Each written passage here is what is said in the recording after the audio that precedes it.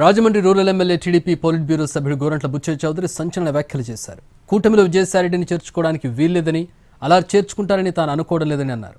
ఒకవేళ బీజేపీ చేర్చుకున్నట్లయితే ఆ పార్టీ ఆలోచించుకోవాల్సిన అవసరం ఉందన్నారు.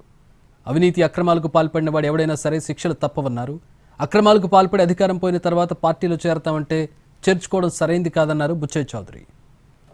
తిరిగి అధికారంలోకి వస్తున్న భ్రమలో ఉన్న జగన్మోహన్ రెడ్డి గుణపాఠం చెప్పాలి. వాళ్ళందరూ రిజైన్ చేసి వెళ్ళిపోతున్నారు. ఏ ముద్దాయిలు కూడా రిజైన్ చేసే పరిస్థితి అర్థం చేసుకోవచ్చు. ప్రభుత్వంలోకి రాకముందు దోపిడీ చేసిన వాళ్ళు, కేసులో ఉన్న వాళ్ళు, ప్రభుత్వం వచ్చిన చేసిన దోపిడీలు కూడా బాధ్యత వహించాల్సి వస్తున్న భయంతో పారిపోతూ ఉన్నారు. పార్టీలు మారితే చాలు రక్షణ వస్తుందనేది నమ్మకంలో ఉన్నారు. దీన్ని మేము అంగీకరించేది లేదు. ఎవరైనా సరే తప్పు చేసిన వాళ్ళకి శిక్ష ఉండాల్సింది. ఏ పార్టీలో ఉన్నా, ఏ ప్రభుత్వంలో ఉన్నా శిక్ష పడాల్సింది.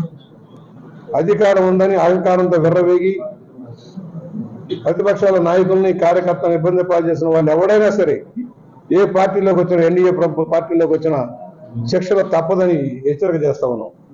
నాడు నేడు కూడా రెండో మొదలే.